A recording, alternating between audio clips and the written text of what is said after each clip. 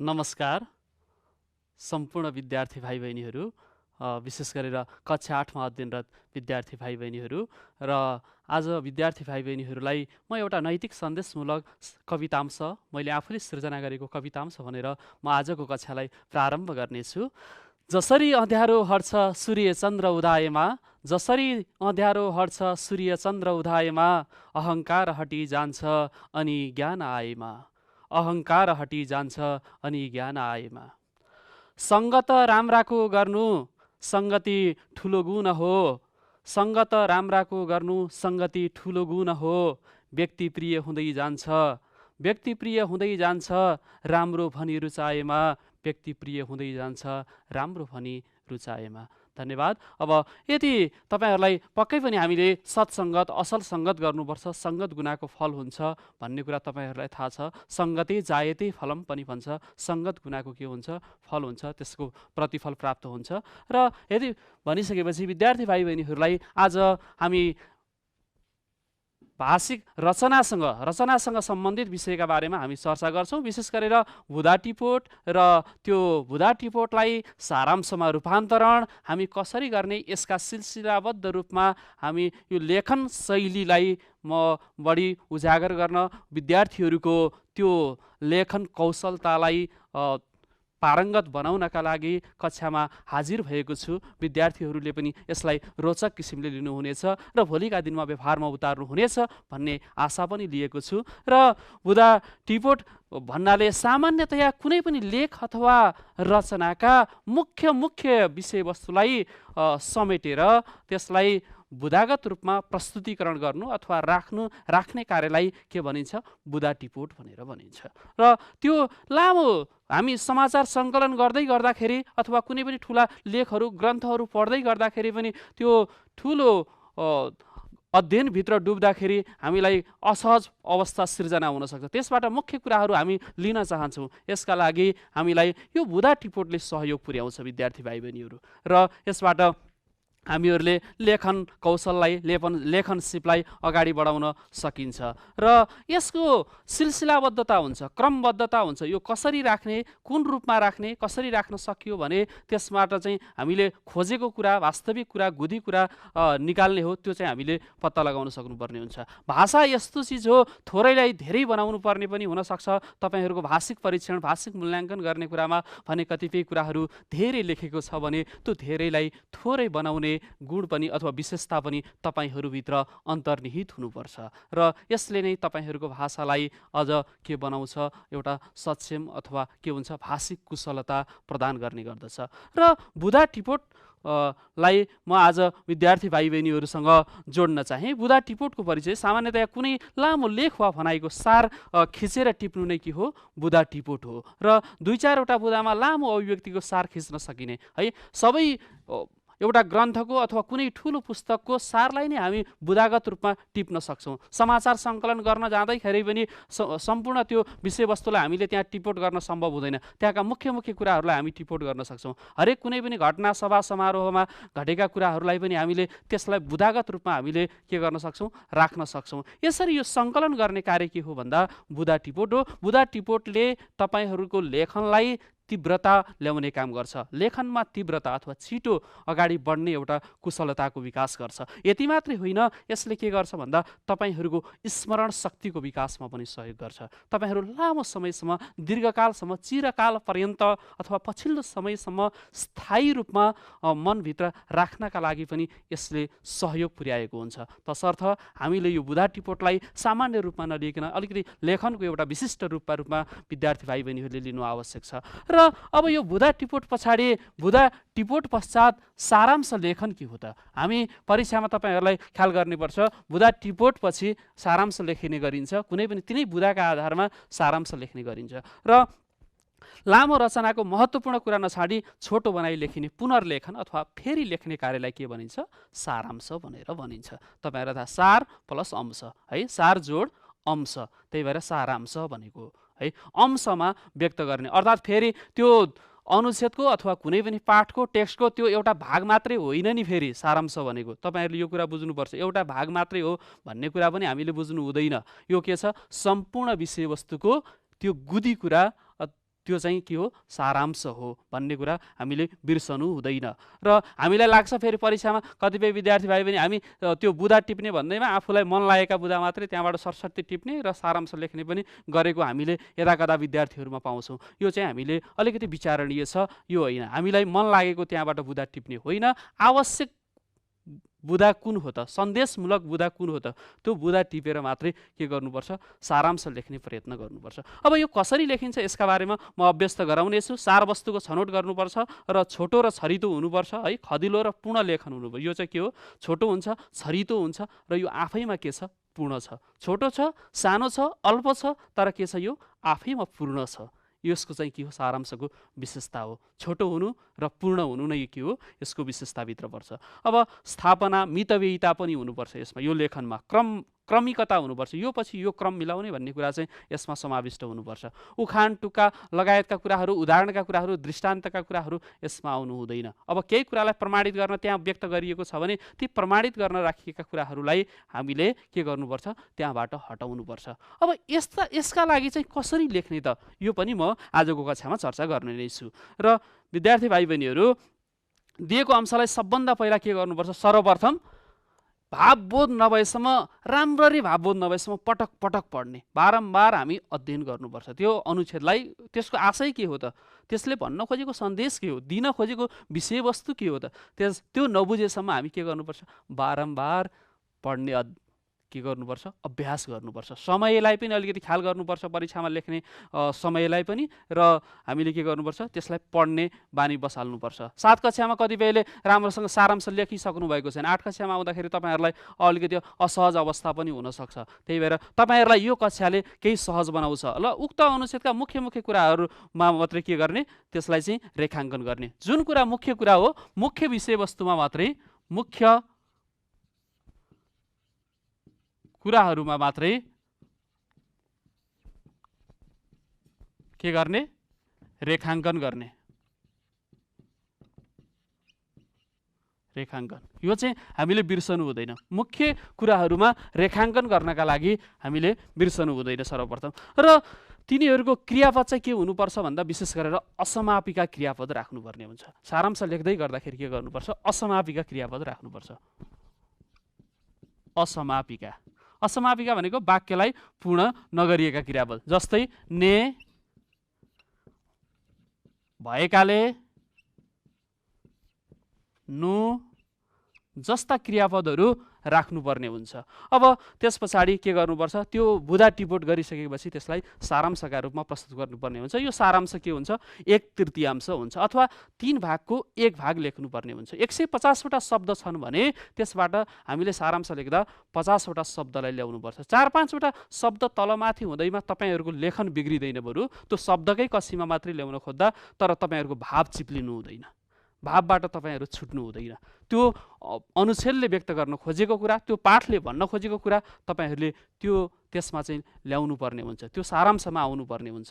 यसर्थ तपाईँहरूले अध्ययन बारम्बार त्यो अनुच्छेदलाई भावबोध नभएसम्म गर्नुपर्ने हुन्छ। यसका लागि विद्यार्थी भाइ बहिनीहरूलाई मैले आग्रह गर्ने हो, अन्तर्मनदेखि नै आग्रह गरेँ। र त्यस पछाडि खेसरा लेखनमा परेका, अब हामीले यसका लागि खेसरा लेखन गर्छौँ। खेसरा लेखन परीक्षाका लागि सम्भव नभए तापनि यसको अभ्यासका लागि भने तपाईँहरूले के गर्नुपर्ने हुन्छ, खेसरा लेखन गर्नु अथवा रफ गर्नुपर्ने हुन्छ केही, र त्यसका लागि अनि त्यसबाट छानेर चाहिने मात्रै कुराहरू चाहिँ हामीले राख्ने। अघि मैले भने जस्तै उदाहरणहरूका कुराहरू र कुनै कसैका भनाइहरूका कुराहरू, केही कुरालाई त्यसलाई प्रमाणित गर्न राखिएका कुराहरू, ती चाहिँ के गर्नुपर्छ, हटाउनुपर्छ।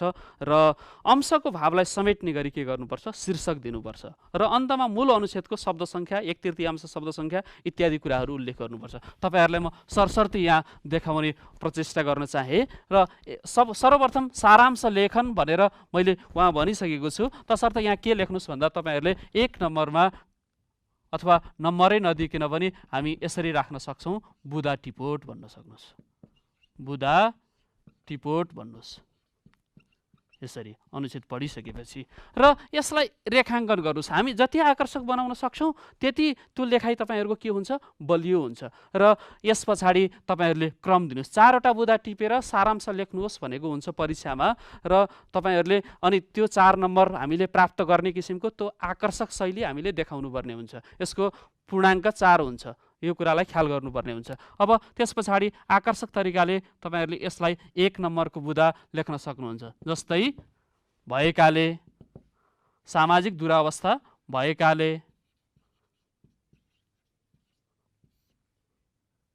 यसरी तपाईहरूले राख्न सक्नुहुन्छ। अब यहाँ गर्नुपर्छ यस समापिका क्रियापद चाहिँ यहाँनिर राख्नु हुँदैन। ले अथवा नु यस्ता असमापक क्रियापदहरू राख्ने। 2 मा पनि त्यस्तै त्यहाँबाट छानिएका मुख्य वाक्यहरू अथवा बुदाहरू चाहिँ टिप्ने। तेस्रो नम्बरमा पनि त्यसरी नै हामी बुदा टिप्छौँ र चौथोमा हामी बुदा टिप्छौँ र अन्तिममा पूर्णविराम दिन्छौँ। असमापिका क्रियापद भए तापनि अन्तिममा चाहिँ के गर्नुपर्ने हुन्छ, हामीले पूर्णविराम दिनुपर्ने हुन्छ।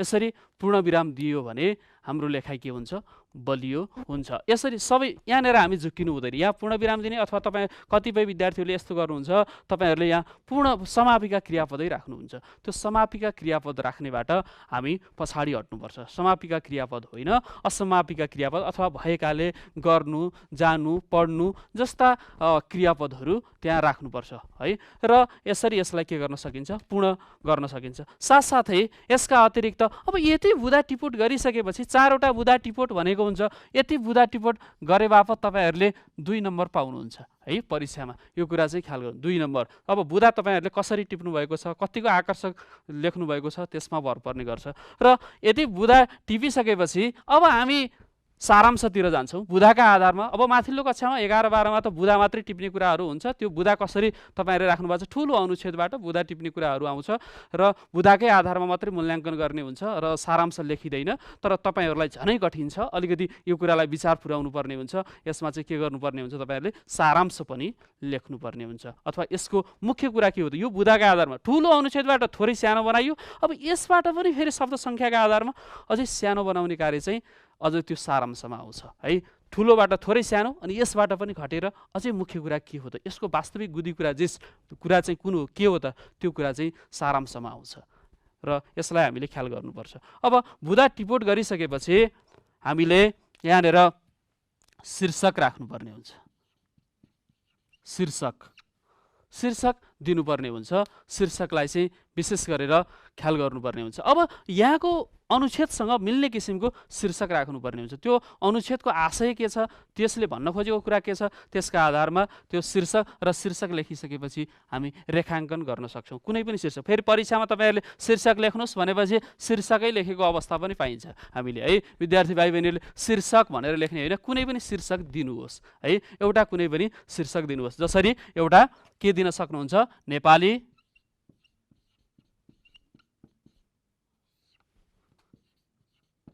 संस्कृति अथवा प्रकृति, योसँग मिल्ने किसिमको शीर्षक दिन सक्नुहुन्छ। अब यहाँ तपाईँहरूले शीर्षक पनि लेख्नु परेन, फेरि सारांश भनेर सारांश पनि लेखिरहनु आवश्यक छैन। कतिपयले सारांश भनेर यहाँ लेख्नु भएको हुन्छ। माथि नै हामी सारांश लेखन र बुदा टिपोट भनेर लेख्न सक्छौँ, तर यहाँनिर चाहिँ हामीले कृपया त्यो लेख्ने कोसिस नगरौँ र सिधै अब यस पछाडि सारांश लेखौँ। कति लेख्ने, 1/3, 3 भागको 1 भाग। जस्तै 79वटा शब्द हामी त्यहाँ भेटियो भने, मूल अनुच्छेदमा 79वटा शब्द भेटियो भने के गर्न सकिन्छ, यसमा 33वटा शब्द ल्याउनु पर्ने हुन्छ। 33 त्यहाँ 79 हुन्छ है। त्यही भएर 33वटा शब्द, अब 33वटाबाट 35वटा पनि हुनसक्छ, 30वटा पनि हुनसक्छ। अब 3, 4वटा 5वटा शब्द तलमाथिले फरक पार्दैन, तर तपाईँहरूले ल्याएको सार कुरा के हो त्यो कुरा चाहिँ बढी महत्त्वपूर्ण हुन्छ। यसरी हामीले सारांश लेखनलाई अगाडि बढाउन सकिन्छ। अब यो कसरी लेख्ने त, अन्तिममा लेख्दाखेरि तपाईँहरूको कसरी आकर्षक हुन्छ त, यसबारेमा पनि म सामान्यतया यहाँनिर चर्चा गर्छु। अन्तिममा लेख्दा है, अब यहाँनिर तपाईँहरूले अन्तिममा यसको ढाँचा चाहिँ कोठाभित्र राख्न सक्नुहुन्छ। यसलाई कोठाभित्र राखेर तपाईँहरूले राम्रो बनाउन सक्नुहुन्छ। अब मूल अनुच्छेदका शब्द सङ्ख्या, मूल अनुच्छेदका शब्द सङ्ख्या है, त्यो राख्न सक्नुहुने भयो। त्यस पछाडि 1/3 शब्द सङ्ख्या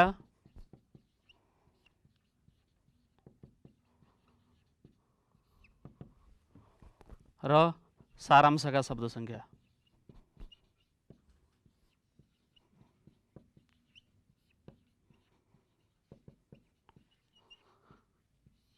यो अन्तिम खण्डमा तपाईहरुले यसलाई राख्नुपर्ने हुन्छ। यसलाई तपाईहरुले जति आकर्षक बनाउन सक्नुहुन्छ त्यति राम्रो देखिन्छ। हामीले सिसा कलमले त्यसलाई रेखाङ्कन गर्न सक्छौं, अन्डरलाइन गरेर त्यसलाई अझै आकर्षक बनाउन सक्छौं। यसरी प्रस्तुत यो भागलाई चाहिँ तपाईहरुले अन्तिम खण्डमा राख्नुपर्ने हुन्छ। अन्तिममा लगेर जोड्दिने, बीचमा कतिले अब बीचमा लेख्ने अनि अन्तिममा सारांशमा भएका शब्द भनेर पनि राख्ने गरेको पाइन्छ। तर त्यसरी राख्नुभयो भने तपाईहरुको लेखाइ अलि सफा देखिदैन। त्यो यसका लागि पनि हामीले के गर्नुपर्छ, अन्तमा लगेर यसलाई राखिदिनुपर्छ। बुधा टिपोट पश्चात सरसर्ती म फेरि विद्यार्थी भाइ बहिनीहरूलाई जोड्न चाहे।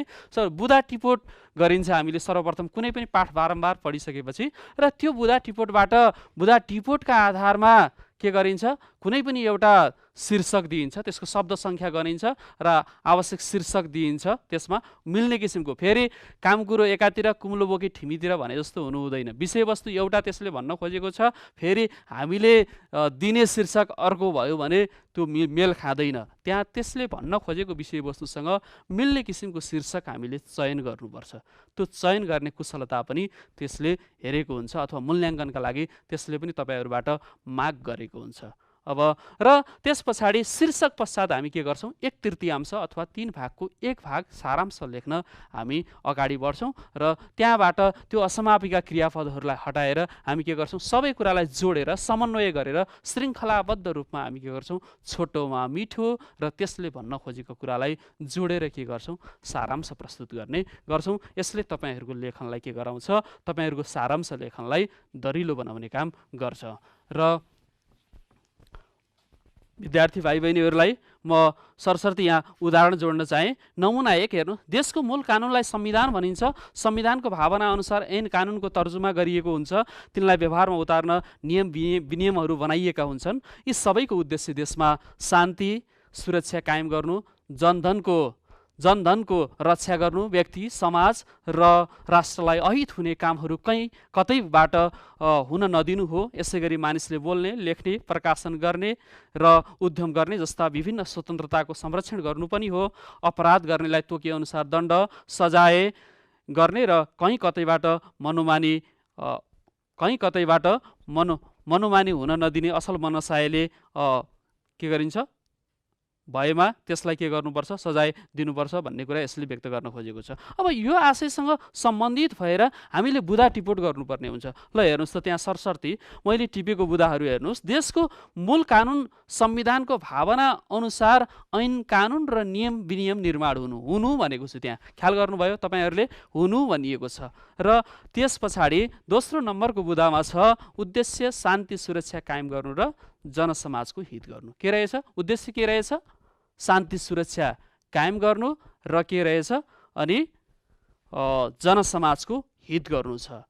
र अर्को कुरा छ उद्देश्य वाक प्रकाशन। वाक प्रकाशन भनेको, वाक भनेको बाणी है। अब त्यो प्रकाशन र के गर्ने, उद्योग गर्ने स्वतन्त्रता हुनु। यो कुरा चाहिँ त्यहाँको अनुच्छेदमा, हामी माथिल्लो अनुच्छेदमा पनि हेर्न सक्छौं। यहाँनिर देशको मूल कानुनलाई संविधान भनिन्छ, संविधानको भावना अनुसार ऐन कानुनको तर्जुमा गरिन्छ है। संविधानको भावना अनुसार ऐन कानुन तर्जुमा गर्नु, त्यो कुरालाई हामीले जोड्नु। यसलाई के गर्नुपर्छ, तपाईहरुले अत्यन्तै रेखाङ्कन गर्नुपर्ने हुन्छ। यो त मैले उदाहरणका लागि मात्रै जोडेँ है। अब त्यसैमा भएका मैले अनावश्यक कुराहरू हटाएको छु। कसर मसरहरू हामीले त्यो अनुच्छेदबाट हटाउने कोसिस गर्नुपर्छ।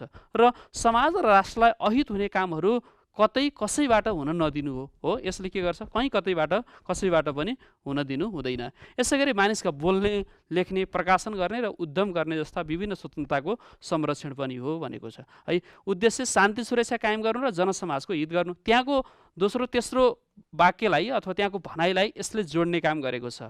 उद्देश्य वाक प्रकाशन र उद्योग गर्ने स्वतन्त्रता हुनु। अब यहाँ पनि जोडेको छु मैले, तपाईहरुले त्यहाँ चाहिँ अल्पविराम दिन सक्नुहुन्छ है। असमापिका क्रियापद हो, तसर्थ त्यो वाक्य पूर्ण भएको छैन। पूर्ण वाक्यमा मात्रै हामीले पूर्ण विराम दिन्छौँ। जब असमापिका क्रियापद छ अथवा पूर्ण भएको वाक्य छैन भने त्यसमा के गरिन्छ, हामीले पूर्णविराम दिनु हुँदैन। सामाजिक न्याय कायम गर्ने मनसायले कानुनको निर्माण हुनु के गरिन्छ? सामाजिक न्याय स्थापित होस् भन्ने मनसायले कानुनको निर्माण गर्नु। यो त्यहाँबाट त्यो अनुच्छेदबाट पूर्व अनुच्छेदबाट मैले देखाएको अनुच्छेदबाट अथवा पाठबाट तपाईहरूलाई आवश्यक पर्ने मुख्य मुख्य बुदाहरू मैले नमुनाका रूपमा प्रस्तुत गरेको हुँ। नमुनाका रूपमा अथवा बुदा टिपोटको नमुनाका रूपमा प्रस्तुत गरेको। अन्तिममा हेर्नुहोस् त, जब सामाजिक न्याय कायम गर्ने मनसायले कानुनको निर्माण हुनु, यो पछाडि अर्को अनुच्छेद छैन हो। तसर्थ अनुच्छेद नभएका कारणले गर्दा हामीले के गर्नुपर्ने हुन्छ? यस पछाडि यहाँ चाहिँ पूर्णविराम दिनुपर्ने हुन्छ। फेरि तपाईँहरू झुकेर कमा नै दिने गर्न सक्नुहुन्छ। यो कुरामा तपाईँहरूको विचारणीय पक्ष रहन्छ है। हामीले 4 वटा बुदा टिप्दै गर्दाखेरि के गर्नुपर्छ? अन्तिमकोमा चाहिँ के गर्नुपर्ने हुन्छ? हामीले पूर्णविराम दिनुपर्ने हुन्छ र शीर्षक दिनुभयो। अब यहाँ के गरेको छ? कानुन कस्तो हो र यसले कस्ता कस्ता क्षेत्राधिकार समेटेको छ भन्ने आशयलाई व्यक्त गर्न खोजेको छ। यसको पाबन्दीभित्र, त्यो क्षेत्रभित्र, त्यो पाठको विषयवस्तुभित्र के छ? कानुन निर्माण भन्ने शीर्षक मलाई उपयुक्त लाग्यो। हजुरहरूलाई थोरै फरकबाट हेर्न सक्नुहुन्छ हो। कानुन मात्रै देख्न पनि सक्नुहुन्छ तपाईँहरूले शीर्षक। मैले कानुन निर्माण भनेर शीर्षक दिएँ र त्यो शीर्षक लेखेकोलाई तपाईँहरूले अलि अरूभन्दा फरक किसिमले शीर्षक दिनुपर्ने हुन्छ, जो कि परीक्षकलाई परीक्षण गर्दै गर्दाखेरि अब छैन है भन्ने अवस्था चाहिँ हुनु हुँदैन। त्यहाँ चाहिँ के हुनुपर्छ? अलिकति त्यसलाई आकर्षक किसिमले रेखाङ्कन गरेर त्यो शीर्षक राख्नुपर्ने हुन्छ। शीर्षक राख्दाखेरि जहिले पनि बीच भागमा शीर्षक राखिदिनुहोस् है। अब त्यो बीच भागमा राखिदिनु भयो भने के हुन्छ? त्यसले तपाईँहरूलाई अझ आकर्षक देखाउँछ। एउटा सिलसिलाबद्ध एउटा ढाँचामा त्यसलाई चाहिँ रूपान्तरण गराउँछ। जब त्यो आकर्षक ढाँचा देखिन्छ अनि परीक्षकको मन पग्लिन्छ। त्यही त हो नि, आखिरी हाम्रो लेखन सिपमा चाहिँ जब परीक्षकको मन पगाल्ने काम गरिन्छ तब हामी हरेक ठाउँमा बिख्यौँ। लेखन कलामा हामी पोख्त हुन्छौँ, पारङ्गत हुन्छौँ। सबैका लागि एउटा आदर गर्ने अथवा एउटा प्रशंसा गर्ने प्रशंसनीय पात्र र प्रशंसनीय विद्यार्थी बन्न सक्छौँ।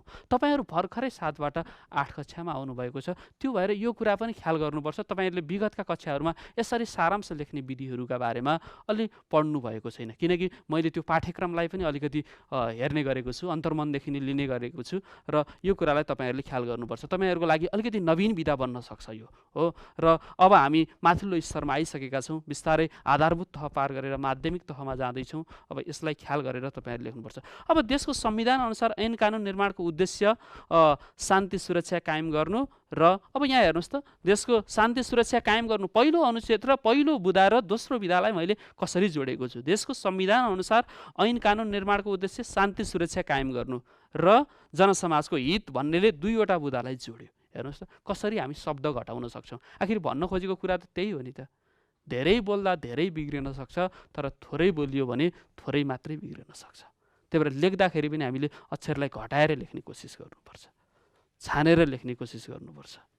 शब्द छनौटमा हामी के गर्नुपर्छ? अत्यन्तै विचार पुर्याउनु पर्ने हुन्छ। र वाक प्रकाशन र औद्योगिक स्वतन्त्रताको संरक्षण गर्नु। अब तेस्रो अनुच्छेदलाई तेस्रो बुदालाई यसले सङ्केत गर्न खोजेको छ। के गरेको छ? वाक प्रकाशन र वाक भनेको बाणी है, त्यसको प्रकाशन गर्ने र औद्योगिक स्वतन्त्रताको संरक्षण गर्ने काम के हो? त्यो नियमभित्र पर्छ र मनसायले कानुनको निर्माण हुनु हो, सामाजिक न्याय कायम गर्ने मनसाय देखिन्छ भनेर। आखिर त्यो ठुलो बुदामा भन्न खोजेको मुख्य बुदामा भनेको कुरा, मुख्य अनुच्छेदमा भनेको कुरा अनुच्छेदबाट हामीले घटाएर के गर्यौँ? बुदा टिपोटमा ल्यायौँ। अब यो बुदा टिपोटबाट पनि घटाएर हामी के गर्छौँ? शीर्षक दिएर सारांशमा राख्छौँ। कुरो बुझ्नुभयो नि? यसको स्वरूप सानो हुन्छ भने यसको भन्दा पनि यसको स्वरूप सानो हुने गर्छ। यो भन्दा यो सानो र यो भन्दा यो सानो हुने गर्दछ। तसर्थ यो लेखाइमा हामी ख्याल गर्नुपर्छ। मुख्य अनुच्छेदबाट बुदाहरू टिपोट गर्ने 4 वटा बुदा र यसबाट फेरि छोटो बनाएर सारांश लेख्नुपर्ने हुन्छ शीर्षक चयन गरेर। र मूल पाठको शब्द सङ्ख्या यहाँनिर मुख्य अनुच्छेदमा मैले अघि तपाईँहरूलाई पढेर सुनाएको अनुच्छेदमा चाहिँ शब्द सङ्ख्या चाहिँ 77 वटा थिए र 1/3 हुन आउने शब्द सङ्ख्या 26 र सारांशमा पनि मैले बनाएको यो सारांश लेखनमा पनि 26 वटै परेको छ। यसरी तपाईँहरूले जतिको जति शब्द बनाउन सक्नुभयो भने पनि एकदमै राम्रो छ, तर सकिएन भने पनि के छ? त्यो पनि ठिकै छ र त्यसमा चाहिँ 4-5 वटा शब्दहरू तलमाथि हुनसक्छ, तर त्यसलाई चाहिँ तपाईँहरूले ख्याल गर्नुपर्ने हुन्छ। नमुना 2 तपाईँहरूले प्रकृति र वातावरण गणेश प्रसाद भट्टराईको निबन्ध रहेको छ, तपाईँहरूको कक्षा 8कै बुकमा हेर्न सक्नुहुन्छ। प्रकृति र वातावरण भन्ने गणेश प्रसाद भट्टराईको। मानिसले आफ्नो सुविधाका लागि प्राकृतिक स्रोतको उपयोग गर्छ, प्राकृतिक स्रोतको उपभोग गर्दा विवेक पुर्याउनुपर्छ। मानिसका अभिवेकी क्रियाकलापले प्राकृतिक स्रोतमा विकृति आउँछ, प्राकृतिक वातावरण विकृत भयो भने के हुन्छ, विसङ्गति देखा पर्छ हो। हामीले भूक्षय, बाढी पहिरो, अतिवृष्टि, अनावृष्टि यस्ता समस्याहरू भोग्नुपर्ने हुन्छ। अब इत्यादि कुराहरू यो अनुच्छेदमा आएका छन्। अब यसलाई कसरी बनाउने त? आफ्नो सुविधाका लागि प्राकृतिक स्रोतको उपयोग गर्दा विवेक नपुर्याए प्राकृतिक प्रकोपको के गर्छ, समस्या भोग्नुपर्ने हुन्छ। र प्राकृतिक सौन्दर्य नासी मौसममा के हुन्छ, परिवर्तन आउने अवस्था हुन्छ। ने बनाएको छु, भोग्नुपर्ने बनाएको छु, हेर्नुहोस् त त्यहाँ तपाईहरूले पनि त्यो कुरा ख्याल गर्ने। असमापिका क्रियापद र बाली नालीको उत्पादन समयमा परिवर्तन आई नदी सुक्न हिमाल पग्न थाल्ने अवस्था ने भएको छ। हेर्नुहोस् त असमापिका नै छ, यसलाई चाहिँ तपाईँहरूले ख्याल गर्नुपर्ने हुन्छ। वातावरण प्रतिकूल हुन नदी प्रकृति स्वच्छ राख्न मानिसले नै के गर्नुपर्छ, पहल गर्नुपर्छ है। अब त्यो मानिसले पहल नगरे अरूले हुँदैन। अब यसरी नै हेर्नु शीर्षकमा प्रदूषणको असर भनेर राखेको छु। यहाँको विषयवस्तुसँग समेट्ने किसिमको मैले शीर्षक चयन गरेको छु है। र मानिसले आफ्नो सुविधाका लागि के गर्ने, विवेक नपुर्याई प्राकृतिक स्रोतको उपयोग गर्दा मौसम परिवर्तन, बालीनाली उत्पादन, समयमा परिवर्तन एवं के गर्छ, प्राकृतिक प्रकोप बढ्न गई मानिस नै सङ्कटमा पर्ने हुँदा वातावरण स्वच्छ राख्न मानिसले नै के गर्छ, लाग्नुपर्छ। अब यसमा अनुच्छेद शब्द सङ्ख्या कति छन्, 87 वटा छन् भने आवश्यक हामीलाई चाहिने शब्द सङ्ख्या कति, 29 र सारांशमा भएका शब्द सङ्ख्या के छ, 32। अघि ठ्याक्कै बराबर भएका शब्द सङ्ख्याको उदाहरण राखेको थिएँ भने अहिलेको उदाहरणमा तपाईँ विद्यार्थी भाइ बहिनीहरूलाई अलिकति तलमाथि भएको उदाहरण प्रस्तुत गरेको छु। यसले तपाईँहरू शब्दले फरक पार्दो रहेनछ है, 2-3 वटा शब्द यताउता हुँदैमा, तर हामीले दिने सन्देश अथवा त्यो अनुच्छेदले पाठले व्यक्त गर्न खोजेको सन्देश भने पछाडि पर्नु हुँदैन भन्ने कुरा यसले व्यक्त गर्न खोजेको छ। अब यसरी हामी अन्य जुनसुकै पाठको कथा, निबन्ध, अन्य प्रबन्ध, विभिन्न किसिमका विधाहरूबाट हामीले अनुच्छेदहरू चयन गरेर त्यसबाट हामीले बुदा टिपोट गरेर त्यो अनुच्छेदले भन्न खोजेको विषयलाई दिएर शीर्षक चयन गरेर हामी के गर्न सक्छौँ, सिलसिलाबद्ध रूपमा हामी त्यसलाई सारांश लेख्न सक्छौँ। यसरी सारांश लेख्न सकियो भने के हुन्छ, हाम्रो सारांश लेखन अलि के हुन्छ, प्रखर बन्छ र पक्कै पनि आजको कक्षाबाट विद्यार्थी भाइ बहिनीहरूलाई केही न केही फाइदा पुग्यो भन्ने मैले महसुस गरेको छु। यति भन्दै आजको कक्षा मैले समापन गर्नु पूर्व विद्यार्थी भाइ बहिनीहरूलाई महाकवि लक्ष्मीप्रसाद देवकोटाको शाकुन्तल महाकाव्यको पहिलो अंश भनेर म आजको कक्षाबाट बिदा हुन चाहन्छु। चिम्ली लोचन दीर्घकाल तपमा खोलेर वासन्तिका, नाच्दी सुन्दर तालले पवनमा देखी फुलेकी लता, बिर्से झै भनको तिमी यति भनी गौरी रुलाइकन, मुस्काएर फुलाउँदा शिवदेउन कल्याणको चुम्बन। नमस्कार।